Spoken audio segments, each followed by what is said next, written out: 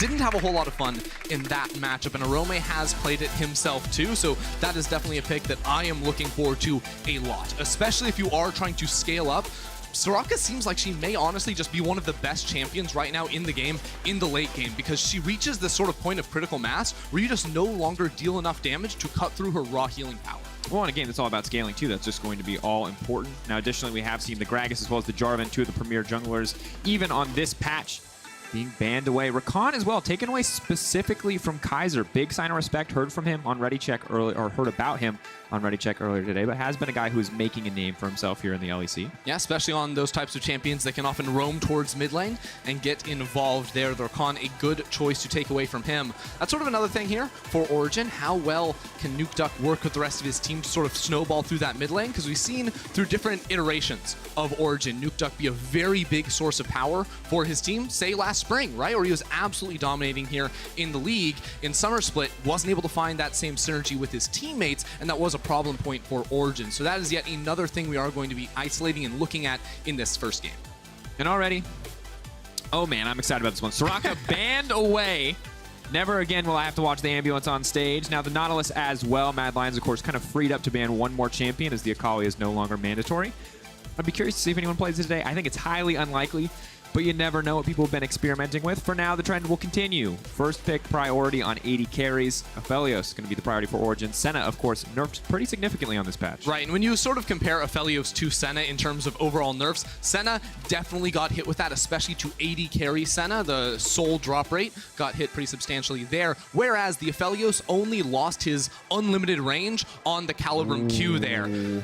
But of course, Yuumi is back in meta, of course, got some big buffs on this patch, sort of increase her play rate. I also think she got hotfix too, so she got a little double love tap on this patch as well. Look, and I love it too because additionally you have Shadow on your screen there looking over to see OG's reactions as they lock in the Yuumi, just to see how tilting, how frustrating this can be. Have to see how the rest of the composition rounds out, but for now, you know, support that scales very well mid to late game, sets carries up for success, and you've also got Humanoid on a roaming champion, and additionally a champion with a lot of dashes, so we're probably not going to see some of the same inconvenient deaths from him this time around, but OG say they're just going to double down on the scaling, so we immediately get a GP and a Leona to complement the Aphelios in the bot lane. Yeah, so right now Origen have a lot of range, a lot of non-committal CC engage in terms of both Gangplank's and Leona's ultimate. I also like taking this GP early, not just because Alphari is very good on it, but a lot of people consider GP to be quite favorable, a matchup into Aatrox, and if you remember last year when we saw a whole lot of Yuumi, Aatrox was one of those champions with inbuilt healing in his own kit that could absolutely dominate if he got a Yuumi on top of him as well. So we'll see how Mad Lions build out the rest of this comp, because Yuumi works super well with those sort of backline divers that just want more target access. And additionally, I like now that we have a LeBlanc and an Ezreal on the side of Mad Lions. In general, I'm quite skeptical about Ezreal as a champion, but one thing I will say is that Gangplank has been the bane of every single AD carry in the meta, because every single one outside of the Ezreal has been dashless. So having a champion that can get out of that cannon barrage alongside the LeBlanc means it's going to be a lot harder for Origen really to set up. Right, and this will be a very different look of Ezreal. If you've been watching some regions around the world, if you've been watching solo queue as well, this is very likely going to be the lethal tempo Ezreal. We've seen it in mid lane, but with LeBlanc picked already, you assume that will be down bot side, but with some buffs to his base attack speed and the growth per level, lethal tempo has become a solid rune choice for him, because of course Kleptomancy that he dominated throughout all 2019 on is no longer an option for him. And it's interesting as well with the shifts to Ezreal, we're also seeing less priority on the jungle here in the draft so far. Very often it was just first three was an AD carry, a jungler, something else. Sometimes it was LeBlanc, sometimes it was a support, but now huge shifts on 10.3. Hey, it might be Sejuani time. She got some nice little buffs there in terms of attack speed for her early clear. So with an Olaf ban there as well, a lot of these early game junglers getting removed. If you think about actual tank junglers and if you want to bring them into a composition, well, I think Mad Lions have a comp that could work well with that. Of course, Origen too. I think Mad Lions maybe want a physical damage jungler though, or a lot of physical damage there with the LeBlanc in the mid lane to sort of pack a better 1-2 punch, and that's what you're going to get with the Rek'Sai there as well. Well, when Rek'Sai not picked off the board, Xerxe's going to have to dig deep into the pool there. That's 5 jungler bans. I love it, actually. Into account the Rek'Sai. I love it. That's a good scaling pick. Yes. Okay. Here's the thing. Karthus last patch and throughout the entire preseason actually lost a lot of win rate. Even though the timers went down and Karthus was always one of those junglers that cleared so quickly, because there is now more experience back in the jungle on 10-3 as opposed to 10-2. I've been trying out the Karthus. He looks really, really good in this meta, and it means that you have AP damage now when you go for a tank Ornn. This is such an incredible team comp from Origen. I love seeing Ornn in a lane that is not top lane. Excited to see what Nukeduck can do with it. We've got a Cho'Gath to match up against Alphari. LeBlanc going to be toe-to-toe with the Ornn. Two very different compositions in terms of what they're trying to achieve. Beautiful engage options on the side of OG, and on the opposite side for Mad Lions, the LeBlanc, the Ezreal. So many slippery targets backed up by the power of this Yuumi. Yeah, they're super slippery, but there's almost so much CC on the side of Origen that it's still going to be really hard to play out these team fights. So for me, when I'm looking at Mad Lions comp, I think they unlocked a little bit earlier into the game on 1-2 items here. I expect to see Shadow get very active in the early game. This is one of our more creative junglers when it comes to trying to find gank opportunities or invade. So work with Humanoid in mid to see if you can sort of open up the map a little bit before the scaling power of GP, Karthus, and the rest come online for Origen. And of course, very difficult to force a large advantage against Origen in the early game. For while they're not necessarily our most aggressive team, they are very smart about how they play the game, very cautious, very safe, very calculated. So finding those openings, finding those weak points may be difficult. Good news is Rek'Sai obviously a lot more of a proactive ganker than something like the Karthus. I imagine we'll see a lot of power farming from pretty much every single OG lane. Yep, it's gonna be a Barbary here for the side of OG. Scale up towards late has to be the name of the game. So as long as they go back to what had worked for them in the first few weeks, this looks like one that OG have a very solid 5v5 built for and continue to work on some of those basics. Two teams once again fighting near the top of the standings, looking to cement themselves just a bit ahead of the other one. This week is going to decide a lot for every lineup here in the LEC, and time to see how game one plays out.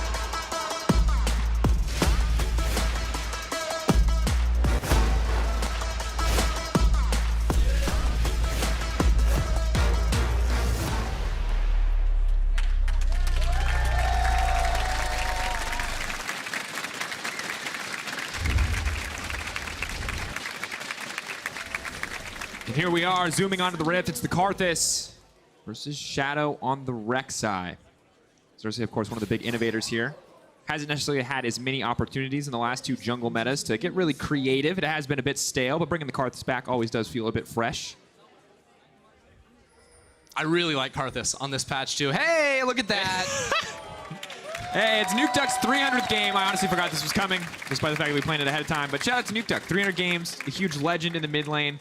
Obviously hoping still to find that first championship. But is this his first game on Ornn too? Because we always talk about the Nukeduck champ pool. The Nukeduck 300 champ games, ocean. it might have just gotten even deeper, people. That is the one thing that has always felt very true, is the infinite champion pool of Nukeduck. I think he won't retire until he plays literally all champions. So as long as Riot continues to release new picks, like We'll have Nukeduck we're going to forever. have Nukeduck We're in going to the have a LEC. 60-year-old Nukeduck on stage, going out Get for his the, walker up for the on- latest Oh, no. 19 champ, 17 hit passive. It'll be a good life. I just got confirmation, by the way. It is his first Ornn game. As OG look for an invade, I really like this. Karthus is level 1. Very, very powerful, especially up against the Rek'Sai. So while you consider usually Rek'Sai has a really strong early game impact in this type of matchup, to split the map and to potentially deny a red buff from Shadow is obviously going to be a problem for him. Now, Shadow for now, grabbing the blue. Can just move over. The information is all there, however, and usually Shadow very smart about this. Good that he uses the sweeper, make sure that he at least knows that Origen know exactly where he's going to be going. And the important thing here is not just necessarily trying to deny a red buff here for Xerxe, but the big thing is actually making sure Shadow is stuck on this bottom side of the map. Because if you actually look at some of these lanes, the Cho'Gath lane against GP is one that he could try to look to set up against early on, whereas bot lane with an Ezreal and a Yuumi, it can be very hard to gank. Even though right now Destiny and Upset are pushing out, what they're going to try to do is fully bounce this wave into the turret so it resets when the next cannon wave comes in, and then they can look to play safely until they know that Shadow isn't around them anymore. Yeah, and I'm really curious to see how exactly the Yuumi affects Mad's strategies, because Kaiser has been a bright point for this team, very solid and very consistent about these engages. Gonna hold that thought though, as Shadow trying to clear out the card camp. We will be forced to back away. Upset and Destiny actually going to be happy to inherit a lot of this gold and experience. Yeah, well, the thing is, like, so much, actually, this is a really big change. On 10.3, so much of the EXP and gold on Krugs got pulled out of the large Krugs and just inserted into the really tiny Krugs. So it's a big deal on this patch that you actually do Krugs. They're the most effective camp on the map. Do Krugs all the time, kids. Trust me. But mainly because you want to finish them off, too. So the fact that Shadow wasn't able to finish them actually denies him quite a bit. Yeah, because last patch it was just kill the big Krug, maybe kill a medium Krug. It was like, don't even go near them. Yeah. Now Xerxe moving to the top side is just going to be a Krug for Krug trade at this point in the game. And in the meanwhile, in the mid lane, also very calm. So very static game. I think level 6, we can expect to see a little bit more action, especially once Cho'Gath gets access to the ultimate. But the Yuumi Ezreal lane, not going to kick things off. You said 1, maybe 2 items enter. Well, up until that point, while Ezreal is very strong before the first back, I can't imagine we're going to see a lot of aggression from a champion who builds Tear of the Goddess first. Yeah, well, that's sort of the weird thing about this Mad Lions comp is that while they do have some quite a bit of damage, and they have really high agency individual characters, you know, like the Ezreal and the LeBlanc can do a lot of things on their own.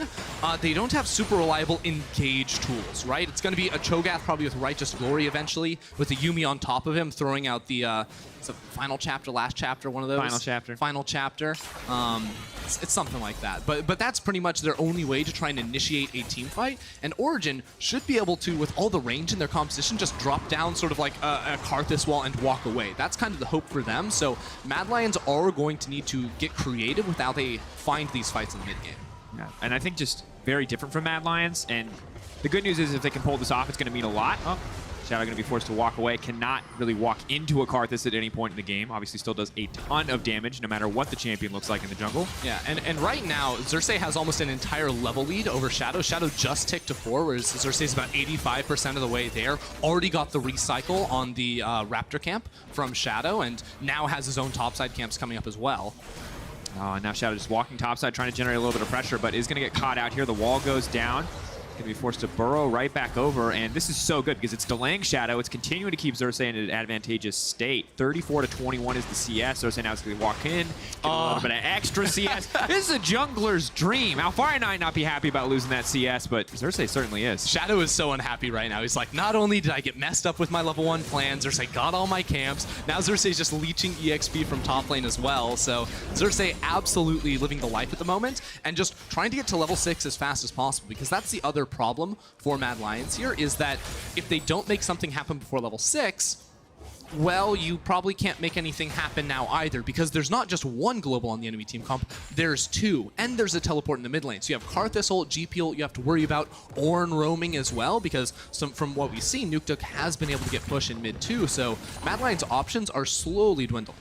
And it's interesting to me, too, how Mad Lions have drafted, because Carzzy's always the guy that I look at to really step up, really to put up the good numbers here. 645 or 7 damage per minute, 33.7 damage percent. So this guy is no doubt a big carry on the team. Does also die a bit. Obviously something we can criticize for him. Now, the Ezreal's just a very different champion. Outside of like really poke-focused compositions, he's not going to have that same impact. And Kaiser, a big playmaker, is on Yuumi, also not going to have the same impact that we're used to seeing from him. So it's going to have to be a completely new look from the entire Mad Lions bot lane if they actually want to pull up with a win. Yeah, this is a duo that can very quickly take over a game if they're playing sort of at their peak and you can't find any initiations onto them. And to their credit, there's a lot of predictable engage, right, with the Ornn, with the Leona too. So Carzzy should be able to dodge away from a lot of that. But when you have them all sort of coming at you at the same time, GP slow there too, you're going to have to play absolutely perfectly. Otherwise, you're just never going to be able to put down any damage because you're going to have to play too far away from the rest of the fight. And so far, so good in the laning phase. So we check in on mid lane, though. Nukeduck and Humanoid trading back and forth. No MR quite yet for Nukeduck, while he does have a nice fat health pool. It's not enough to get much else done, and this is brutal for Shadow. Yep. Humanoid's walking down, but this does not look good for him. Ornn coming in as well. Humanoid gonna have to dash out to safety. Chains connect. But you got to see OG. We talked about Mad Lions' composition having so much agency, but right now it feels like with OG pushing out these lanes, contesting just about every objective in the jungle, and Xerxe really always being where he needs to be, there's just not a lot for Mad Lions to do. Yeah. The important clarification there is that on paper, there's a lot of individual champions with high agency. When you put the entire team composition together where you don't really have a reliable engage tool, you're staring down the barrel of like 2 tanky, beefy frontliners and tons of engage options on the OG side. When they group up, it's very easy for OG to have the upper hand and force Mad Lions to walk away from them. I like that Xerxe is just consistently walking into these lanes and taking both a little bit of gold and EXP. Love it, Humanoid. Still stepping forward, still feeling confident. Xerxe has no mana, so this isn't a fight they can really go for. Yeah, both of these champions are so comically slow in everything that they do that this is a free LeBlanc montage if they stick around in this mid lane. Nukeduck is sitting on Ignite too. Didn't quite catch if he used the TP to get back to lane. I don't think he did. Bot lane. Fullback is there. CC and the follow-up on the Gravitum. Carzzy now looking to try this one. Has a lot of safety. Destiny gonna flat forward. Is it gonna be enough to take down Carzzy? The ultimate coming out from the Karthus. Doesn't even need it. First blood for Upset. There's a fight in the top lane too. Alphari just 1v2ing onto Shadow and Orome. They're gonna lick their wounds and back away. Doesn't even burn flash either. Yeah.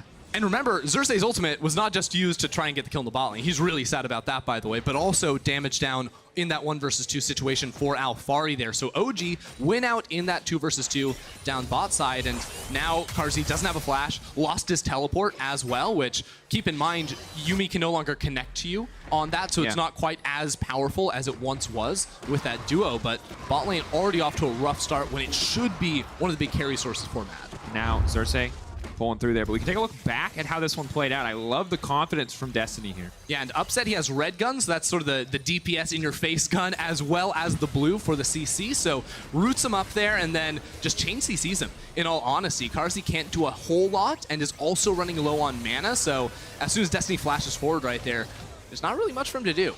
No, nothing. And just excellent play there from Destiny. Have to call it out. Purple gun, technically ender. Purple gun. There's a lot of colors. You gotta get your colors right, too. They're like close enough. There's five. You've lived your entire life with a rainbow of colors. You can remember 5. Why couldn't they be like more distinct, like bright neon orange? Bright neon orange. I agree. Putting purple and blue and also red, a little bit troll. I agree. Visual clarity. Alphari, though, potentially going to be in trouble one more time. He's already survived 1, 2, There's 4 people on the way, though. Mind. It's a 4v1. Okay, Alphari, with no ultimate available, does technically have the flash. Most he can hope for, I think, is to trade his life. Walking, actually just going to walk past Humanoid.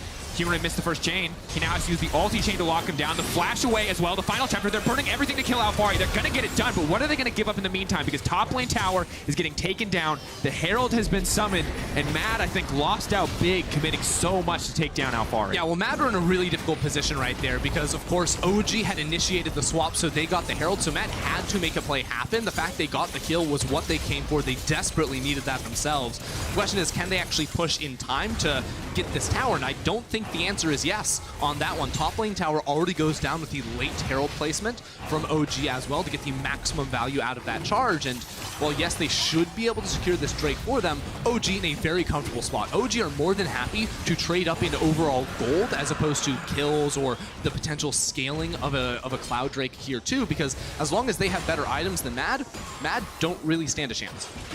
It's going to be so very difficult for Mad to win out in a lot of these mid-game skirmishes. LeBlanc's going to feel a lot better once Ludens comes in, but she's playing into an Abyssal Mask, which means nothing's going to happen in that 1v1. You can see Nukeduck. Obviously, Humanoid doesn't fire back anything, but even the Ornn without a single damage item is still hitting hard.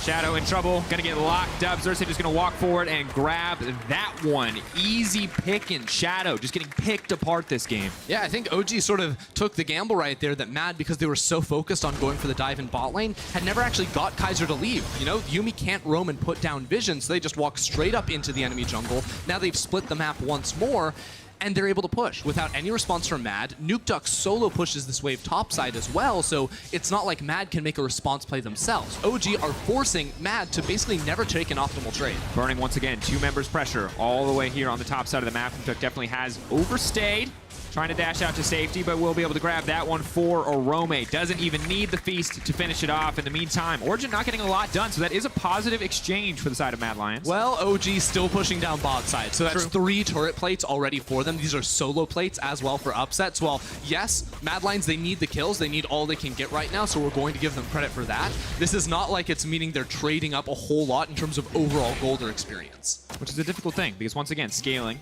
to no one's surprise, in favor of Origen. Now Ezreal getting closer and closer to that 2-item point you talked about. LeBlanc finally does pick up the Luden's Echo for herself, but it does not get easier from here. Carzzy, no doubt, safe alongside Kaiser, but how effective can they be at actually pulling something out for Mad?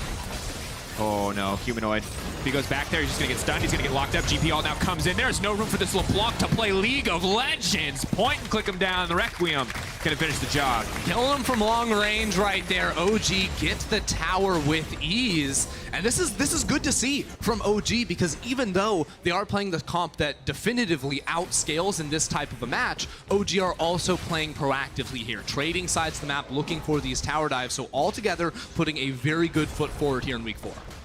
Definitely. Solid performance, especially against a team that is tied with them in the standings. Both of these lineups at 4 and 2. And you look back at this one, and Humanoid feels like he's got a good opportunity. He's got a 2-level advantage. This is his time to shine. Sadly, too many members here. He just cannot take this fight. Yeah, but this is the thing we see a lot from Humanoid, not necessarily respecting the whole map state. Because right there, if you were watching the minimap, it was very clear OG owned the bottom half of the river and Mad Lions owned the top half right there. So while Alphari on OG's side, he was playing weak side, he backed up. Humanoid on his team's weak side did not. He went for the aggressive trade, and that's going to get punished every single time by a team like OG. Yeah, and you have to feel for him too, because it's been such a frustrating game. Laning against an Ornn, laning against a champion that you cannot assassinate, going to another lane, finding a champion, you finally think, hey, I can one-shot this guy, and then this entire team is in the area. Of course, ticked over to level 10. Carzzy now finally with the Muramana, or the Manamune rather, stacking that one up still, but at this point, it's kind of, I feel like we're in the mad waiting room. Like, when are they going to show up? When are they going to make a play? Because for now, it's all been super reactive, and some of it's been okay, but they're still clearly very far behind, 24.1 to 21.7. Yeah, well, I do have some good news, and that's that Righteous Glory has come through from Orome. When you were talking about how this team initiates the fight, it is just going to be that. They're coming into the bot lane now. Oh, Void Monster's on the hunt. That's going to be the lockdown. They're going to try to find the knockup. Nothing the Nukeduck can do, and goodbye to the Ornn. Easy kill for the Mad Lions. That's what we want to see. Mad Lions grouping up, using this Cho'Gath to start off fights. And this time, OG not in a really great position to respond elsewhere on the maps. This is the first time I felt like Mad Lions have gone for a play that was their choice. It wasn't sort of reacting to OG having to push somewhere else. And now they just have to try and keep this turret afloat. Now OG's turn to react. What can they get done in the meantime? The TP coming in from Orome should be easy for him to walk up and clear the wave. A lot of damage down, but not going to be able to get any greater advantages. The plate's already gone. Humanoid breaking the tower on the bottom side, and suddenly the gold a little bit closer. Yep. This is what we need to see from Mad Lions. I think Mad Lions is as fast as you can push it now. The next 5-10 minutes is definitely going to benefit them, especially around the dragons, right? They got the first Drake, the Cloud Drake of the game. Now I think if you're Mad Lions, you're looking down the road. It's like, okay, right now we're down a little bit in gold, so obviously we need to try to course correct and fix that as we move forward. But in terms of an overall win condition, if they're trying to level out this game right now, play for the Drakes, try to get to a fast soul if you can secure them all yourselves, and then an Elder too, because if you can fight for Elder around 30 or 35, as opposed to 40 plus when OG are absolutely in their prime, you're going to give yourself a much better chance of coming away with a win. Yeah, the bad news for them, though, is that because the early game did not really go in their favor, you're staring down Xerxe, who may only be level 9, but has already finished both magic penetration items. Yeah. When level 11 ticks around, that Requiem is going to hurt. Yes, the person being protected by Yuumi will probably be fine, but everyone else is going to have to be scared, and especially Shadow, who has no health to speak of, just the Merc Treads for defensive options. Now it is Mad just going for that Dragon swap you're talking about. They're going to lose gold off of this Herald play potentially, but with all the outer turrets already pretty much gone, the mid lane super low as well, I think this is a fine trade for the Mad Lions to take. Just make sure you can get through these as quickly as possible. The other thing they have to consider is that Nukeduck will eventually be reaching those Ornn upgraded items, but right now Humanoid has a major lead in terms of overall experience. It's 2 levels up on Nukeduck, who's only level 10, so that's a huge point of power now for the Mad Lions to try and utilize. Man, it's not even like someone else on Origin is really siphoning all of that experience. Maybe there's a small advantage in the jungle, but Shadow has actually done a very good job of catching up. Orome now taking over to level 11. Clearly the plan is to funnel resources into Upset. He's been left alone for so much of this game. 1.5 items completed. Looks like we are going to be seeing the Infinity Edge second instead of the Hurricane or the Rapid Fire Cannon. So just raw damage output is what OG are looking for here. Oh, Humanoid just won out of the way! No! It's a disaster. Wait, they actually don't get that tower now. Because GP can move down potentially. Or no, because Humanoid actually is low. Took a couple of tower shots there too. They're just going to walk away from it. Yeah. It's like, obviously, that tower is super low. But that's a lot of gold. That was the gold trade they wanted to make for the Herald play. Will mean OG keep their lead for the moment. Yeah, but it's only 2K. And of course, 2 dragons on the side of Mad Lions. Not going to amount too much. Will be nice for the Yuumi, LeBlanc. Actually, every champion really loving to have that ultimate cooldown reduction. But from here on out, Alphari approaching level 11. Xerxe has ticked over to level 10, and I think that is the big break point where we can really start to see OG start to look to push and force for some of these objectives. Carzzy immediately trying to get mid-priority here, throwing down the Ezreal, proccing the lethal tempo. Should be able to at least match the pressure of the Aphelios at this stage. So I really like the look from Mad Lions right now. For a lot of this game, they've been playing all 3 lanes, and that's come at the cost of Humanoid getting picked off in a side lane. But right now, they have Humanoid trailing behind Orome, trying to attack Alphari, one of the sources of the global ultimates on this comp. So as long as they can stay hidden, maybe the control ward reveals that, and as Humanoid goes over to clear that, Alphari will know what's going on, but this is what they should be trying to do. Don't try to spread yourselves too thin across the map. Play around the sources of power, especially around the Cho'Gath and the LeBlanc. And it looks like Upset tried to commit the ultimate in the mid lane with the Gravitum, would not find a target, could not lock down Carzzy. Certainly would have meant death as Destiny was there for the follow-up. So once again, the Ezreal pick really paying off, making sure that Carzzy cannot just be picked at any moment in this game. Have to see what Origen's response is, because as you said, I really like what Mad Lions are doing moving across the map. Yeah, there's a new mode now for both these teams to sort of enter, and it's because you have both teams have a tank and a solo lane, right? For OG, it's Nukeduck in mid lane, Orome, the Cho'Gath in top side. So right now, these teams should be focused on funneling resources into Alphari and Upset. Or on Mad Lion's side, it's going to be Humanoid and Carzzy, not really giving as much to these tanks. And we've already seen that a little bit from Origen, how we saw Nukeduck fall super far behind in terms of experience up against Humanoid. That's because he's just not getting a lot of the solo gold, right? Right now, he's in mid lane around this lane, but it should 100% be Upset that picks up every single minion here. And if it's not, that's a mistake. And you can see, though, that Origen very clearly trying not to put those resources forward. But on the opposite side, just the amount of CS going into the pockets of Mad is quite incredible. Xerxe has been caught out. Looks like they're fishing for a fight. The Ornn is now coming down. Orome just going to walk forward looking for a bite to eat. But it doesn't look like he's going to be able to find it. The Yuumi trying to save in the final chapter. But that's a Requiem. You can't stop that one from the skies. Death rains down on the Mad Lions. Mad Lions just forced way too hard right there, going very, very deep at OG. That's the type of situation they want to fight in when they can kite pack, use these high DPS backliners to just run you down. Now it's them with all the control over the map once more, and they can push down mid. And Orome just trying to force way too hard. Almost looks like he's going to make it out, but Xerxe now level 11. I don't know if he got to use the level 2 all, but it doesn't really matter. Finds the kill in the end. 3-0-1 Karthus you're now staring down. Like, I can see on paper why they would want to fight. Like, looking at it now, I'm not quite sure if Orome had finished off that Warmogs, but if they had just hit 2 items and were comfortable with that itemization. He had the Warmogs. Like, so the idea makes some amount of sense in terms of we want to fight, but chasing Xerxe so deep into this jungle when the rest of Origen is around and Humanoid is nowhere near means there's not the follow-up damage. We talked about the zone control. Carzzy on this Ezreal can't touch the backline. He can only chip away at the front, and that means that when you have 2 beefy tanks on the side of OG, Ezreal just can't do anything. Without LeBlanc around, you have no damage that's ever going to reach the backline of OG, and that's one of the major reasons why Mad Lion's composition is inferior to OG's in this game. Yeah, difficult. Just feels like they drafted themselves such a small time window to play around. The good news is the Ezreal has now ticked over the quintessential 2-item spike. We'll say it every time because it is his strongest relative point in the game.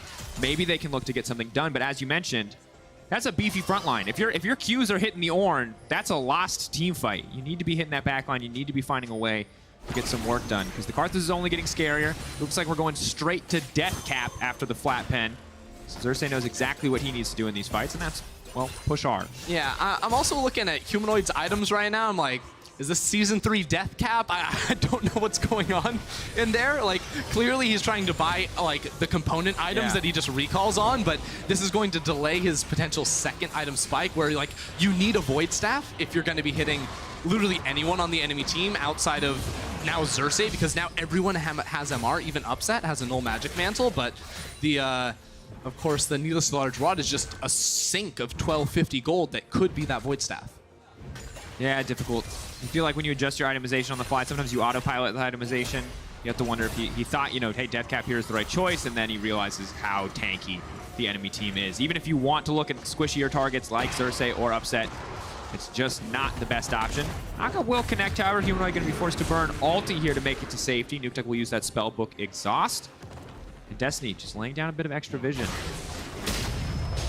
And this is the thing, is that OG were such a Senna team in the previous patch, but I'm so glad that Senna is gone because you just could not take Baron with that champion. Yes, you'd never take damage, but you also didn't do enough damage. Aphelios, on the other hand, is a Baron killer. This champion can shred through that objective, and I want to see OG start to contest. Yeah, the thing is, I think OG, their game plan has to be vision first, objective second, right? And that's sort of the safe approach they oftentimes like to go for. And with a comp like this, I think that's completely justified. So looking to get control towards in the river, that right now is, you know, dark for the sides of Mad Lions, but then inside the Mad Lions jungle, make it so that you can actually find a fight outside of the pit where Mad Lions have to walk into you, because that's basically what they have to do with this type of a comp, and then you turn around with that engage from range that has really been crafted here by OG.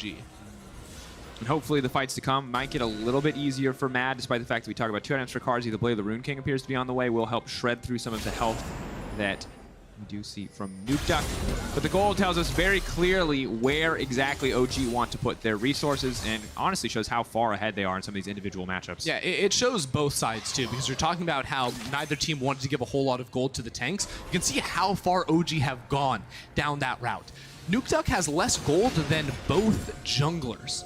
That's insane. They don't care about giving him items, and quite honestly, there's absolutely no reason to. When you have Karthus in the jungle and you put a tank in the mid lane, like, this makes a lot of sense to me because you're effectively just trying to funnel more resources onto Xerxe. So if forever there's some reason where Upset or Alphari aren't in the same lane as Nukeduck, it should be Xerxe, and it should be him picking up a lot, and that's why he has a 40 CS lead over Rek'Sai. It's why he's able to walk with freely into the enemy jungle and take away camps. And one of the things that I love about the itemization coming out from OG is that we see like clear awareness in terms of building Ornn itemization. Hold that thought, see if this fight breaks out.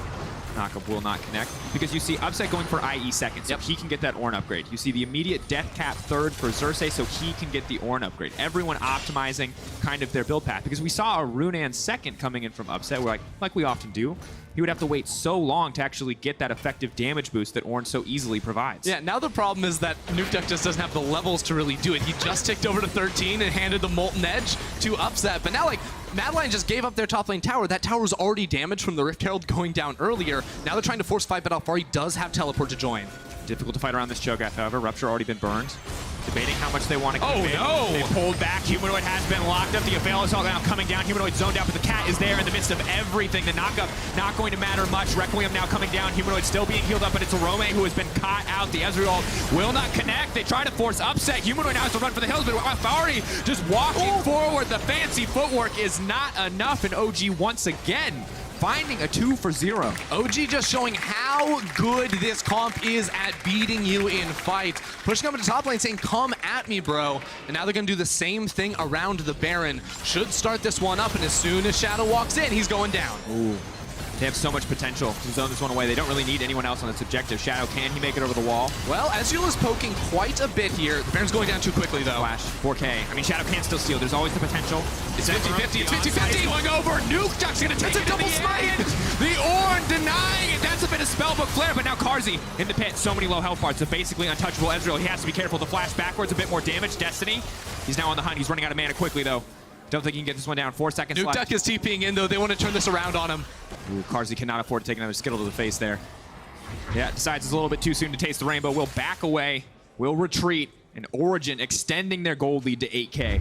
8K here. We'll see this one more time, too, because at the start, it's like 5v4. OG may be in a tough position, but then they just say, nah, because Destiny connecting the Zenith Blade, that will take him all the way back towards Humanoid, effectively removing him from the starting half of this fight. And again, Carzzy topside, like, he can't get out any DPS, so all OG have to do is pick a direction they want to run, and Mad Lions are going to go down. Forward was the choice right there as they walk down into the enemy jungle, and then, you know, just clean it up. Flash smite. Oh wait, maybe Xerxe didn't even have smite for Baron, and they just had to switch it over. Yep. Now so it was a true. Oh no, he does have smite. Or well, you can't trust that thing at the bottom there. We'll see it. We'll see it here. So that's gonna be 1, 2. Ooh. Yeah. Okay, that's a double smite. Clean. And to be fair, we talked a little bit about jungle mid synergy, and you may not have seen it everywhere you wanted to, but giving resources to your jungler, 1 point for Origen. There you go. Double smiting an objective down as a jungler and a mid laner, 2 points for Origen. You'll So love to see positive it. trends. Positive trends also that they just upgraded the Infinity Edge and the Rabadons, like you were addressing earlier. Now, Mad Lions, they want to go for a bit of a base race, which I don't blame them because they'll lose a fight, but I will blame them when they lose their base because they definitely do not win this push. Absolutely not. Upset has the chakram as well, so he's just going to shred through that tower. They're now retreating. Okay. Yeah, not so sure about this one, but desperate times, desperate measures, all that. All right. And of course, the top lane inhibitor is exposed as well, so OG can, if they want to, just walk over. Could look to proxy the mid lane wave, but Origen, 2 expectation. We'll take it slow. We'll back off, we'll reset, we'll get a few items, and then look to continue the push in the mid lane. Yeah. One other thing we haven't really brought up in a little while was the dragons and how Mad Lions maybe we're trying to accelerate that forward and secure those. OG have gotten the last 2 Mountain Drakes, so Nukeduck very happy about that. He's like, well, I've got these items that give me more stats than everyone else. I've got these Drakes. It doesn't matter that I have no gold because I'm still going to be virtually unkillable with a stopwatch on top of that too. So now OG, what they're going to do is they're playing 2 lanes at the moment because bot lane will push up for them. So they can go right down mid with these minions. Alphari will go up towards top side. And they maybe just find a fight. Oh, they're just gonna go right in. Carzzy. Not a single chance left. Give him a break. He's just a rookie. Cutting him down. OG just gonna walk to the mid lane. Remember, top lane inhibitor exposed as well. This should be the final nail in the coffin. We might see another 4 minutes of gameplay, but that's gonna be about it. They go in. The follow-up is there. The snares connecting. Shadow in trouble. Down comes the Requiem. How many are gonna drop? Humanoid. Popped. Xerxe, legendary, and OG walking right down mid to close this one out. Why not kill yourself with Cho'Gath and a cat? A little bit more spice on top. Kaiser knocks down, and the base will follow. Origen moving up to 5-2. An absolute display of dominance. I'm getting caster curse every time because people refuse to end the game, but they're taking their time. They're looking for one more kill. They want to rub it in his face, but it's not going to happen. OG will end the game.